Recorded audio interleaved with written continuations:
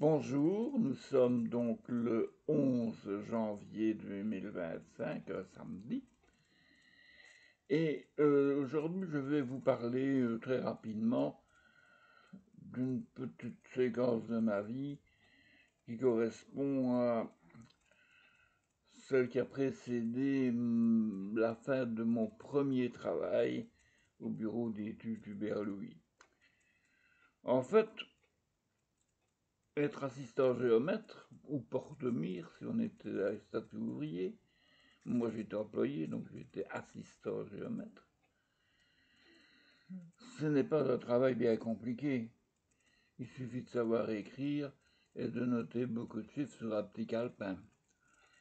Les chiffres dictés par le géomètre dans ses mesures. Être à côté du géomètre, c'est ça, assistant géomètre. Mais c'est valable aussi pour tous les travaux annexes, c'est-à-dire enfoncer des bornes, faire des kilomètres à pied avec des mires, prendre des risques aussi, aller à des endroits complètement débiles, comme par exemple sur la conduite de gaz qui passait par le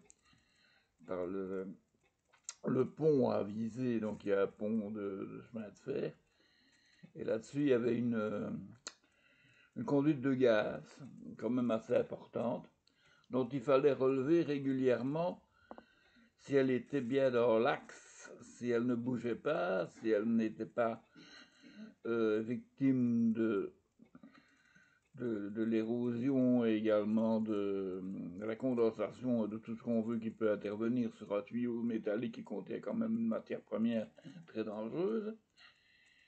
Et le fait est que pour mesurer ça, il fallait un pauvre plouc. Le pauvre plouc, parfois c'était moi, enfin une fois ça l'a été, de passer tout ce pont-là en marchant sur cette conduite avec quand même une espèce de harnais de sécurité, comme j'ai ici mon harnais pour m'empêcher de faire tap tap tap sur le bureau, avec un harnais de sécurité quand même, parce que si on tombait, il y avait quand même bien 30-40 mètres d'avoir les talus et la Meuse et le canal Albert, donc il fallait quand même faire gaffe.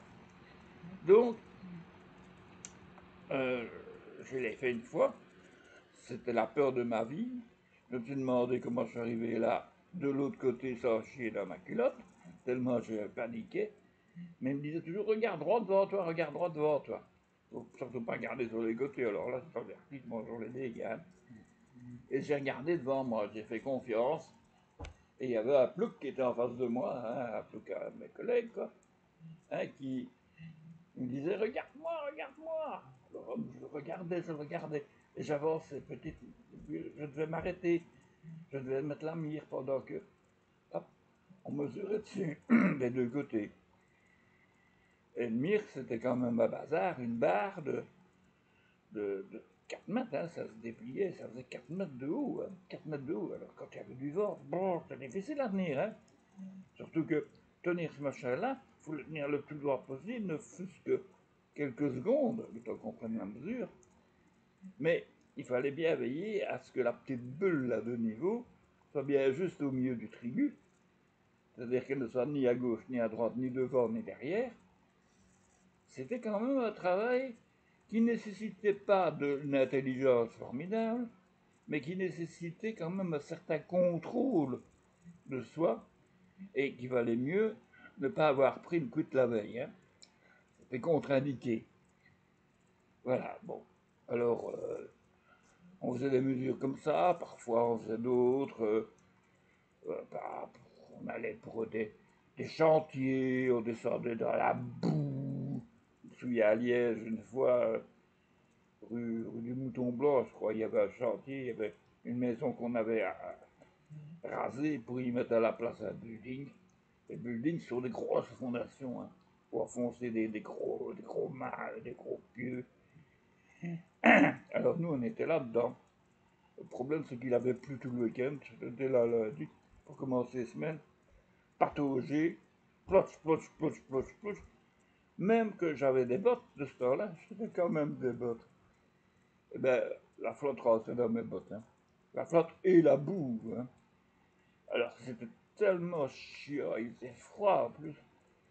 Je me demande comment j'ai pas attrapé la crève à ce moment-là plus souvent, parce qu'on était comme dans des conditions de travail merdiques. Enfin, ceci dit, j'ai eu la chance d'être viré, parce que j'étais un peu, je formulais des revendications de type syndical, c'est toujours très mal vu dans le privé, dans les boîtes de moins de 50 personnes où on n'avait pas droit de délégation syndicale. Mais il valait mieux fermer sa gueule si on voulait garder son emploi, même s'il était très mal payé. Alors j'avais une copine qui prenait le bus avec moi pour aller travailler, quand ça fait un jour j'étais un peu plus tard, parce qu'elle était employée, elle était dessinatrice. Mais c'est une fille qui avait fait le dessin artistique. Et puis l'ONEM l'avait envoyé là, vous faites du dessin, pas vous allez faire du dessin industriel. Alors, elle s'est retrouvée là, et bon, ben, elle s'est dit merde, moi j'ai fait des études pour le dessin artistique, pas pour ce dessin-là. Et alors elle a fait des cours du soir pour se mettre à niveau. On des comptes avec un salaire minable. Elle s'engage pour aller faire une formation. Et alors, bon, ben, on lui dit à la formation, n'oublie pas que tu as droit à des congés pour les examens. Hein, que tu as droit à des congés, que tu as droit à X heures par semaine. Ah bon? Alors elle va parler au patron, enfin, au responsable du service. Il lui dit, oh non, ça n'existe pas, ça je l'ai jamais vu. Non, non, vous n'avez pas droit à ça. Hein, voilà. Alors elle est bien embêtée, hein. Alors, moi de mon côté, je me battais sur les conditions de travail, les vêtements de travail particulièrement, puisqu'on n'était pas bien équipés. Oui, on avait une paire de bottes, mais une paire de bottes qu'on mettait tour à tour, qui n'était pas à la bonne taille. Parce qu'on mettait la paire de bottes quand on en avait besoin.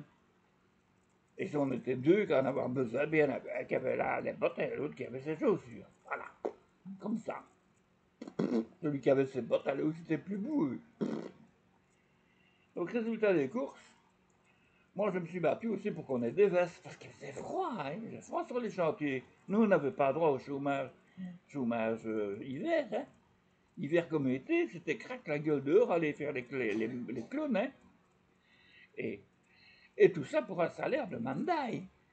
Parce que tenez-vous bien, quand j'ai eu droit au chômage après, j'ai gagné 100 francs de plus que travailler là.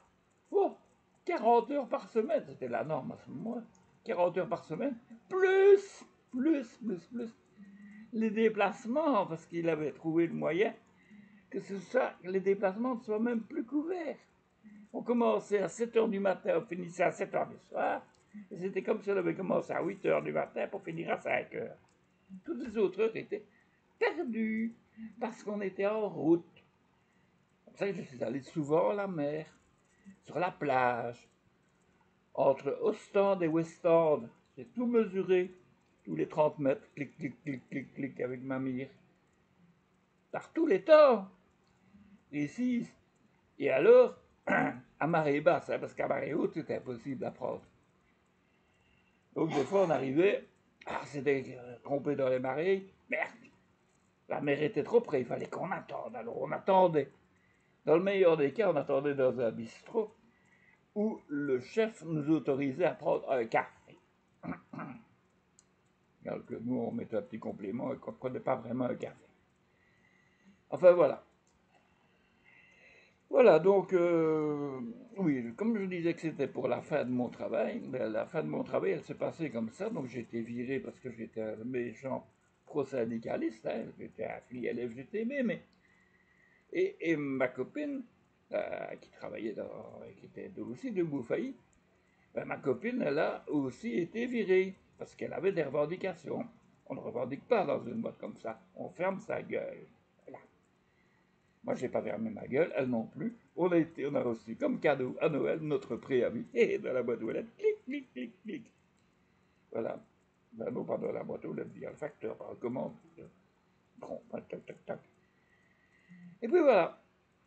Et les derniers 3 mois, je les ai faits. Et il me restait un mois à peu près. On était sur un chantier à Namur, le long de la Meuse. Là, il y a un hôpital, Sainte-Camille, je crois. On était devant l'hôpital. On faisait des mesures à peu près tous les 50 mètres, avec une mire spéciale, une mire sur un trépied. Donc un matériel quand même assez lourd à monter, démonter, il fallait faire, imaginez, on devait faire, je ne sais pas, 50 mesures, il fallait monter et démonter l'appareil à chaque fois. Alors, qu'est-ce qu'on faisait? Une solution plus radicale, on mettait l'appareil sur l'épaule, clac, on se mettait sur le, avec mon autre bras là, crac, sur le porte-bagages de l'auto, et voum, on démarrait et on nous débarquait là. Pendant ce temps-là, le géomètre revenait, prenait sa mesure et ainsi de suite, on faisait comme ça les tours. On était habitués. C'était dangereux. D'ailleurs, ce qui devait arriver arriva. Juste devant la clinique en question, bardi bardaf, j'ai raté. Le copain a démarré trop vite. Enfin, c'était juste, c'est moi qui me suis mal pris. Et crac, j'ai glissé, je suis tombé par terre. En soi, c'est pas grave, parce qu'une chute par terre, mais quand on porte un truc de 40 kilos sur l'épaule, très dur, et que ce machin-là vous rentre dans la tête, j'ai été dans une mare de sang, arrêtez, je ne voyais, j'étais complètement dans les vapes, et j'ai été hospitalisé en face.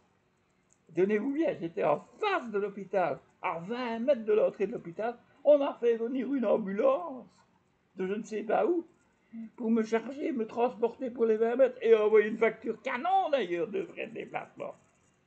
Ça, c'est Belgique, un pays dingue. Et voilà, alors je suis resté là une nuit. Le lendemain, on m'a libéré avec une petite commotion, rien du tout. Enfin, ça m'a peut-être marqué, je crois que je suis devenu encore un peu plus fou. Et voilà, et bon, ben, j'ai fait la fin de mon préavis en maladie. J'ai récupéré, en quelque sorte. Et j'ai été payé enfin un mauvais salaire, mais pour ne rien foutre, jusqu'à la fin de mon préavis. Parce que bien sûr, ils auraient pu dire oui, mais la période d'incapacité, vous allez devoir la represter après. Ils se sont dit, il est tellement chiant celui-là, on va le laisser partir. Et je suis parti. Et je suis devenu chômeur. Encore un peu, je n'avais pas droit au chômage. Parce qu'on était tellement mal payé, on était dans une convention merdique, que au chômage, on m'avait dit, ah non, vous n'avez pas droit. Ah bon? Alors je suis allé au syndicat, syndicat, et là, ils ont discuté, là, écoute, c'est le patatin, patata, et tout, voilà, j'ai le droit au chômage. Et ça, je vous dis, mon premier mois de chômage, je gagnais 100 francs. C'est pas beaucoup de 100 francs, hein, c'est 2,50 €.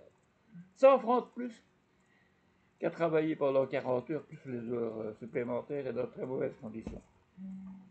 Ah, ça encourage les gens d'aller travailler, hein, et voilà, hein, ah oui, hein. Enfin, bon, je suis là, je ne dis rien, maintenant c'est fini. J'ai parlé pendant trop longtemps et je vous laisse, je vous abandonne à ce samedi grisouillé avec un peu de brume et voilà. À demain.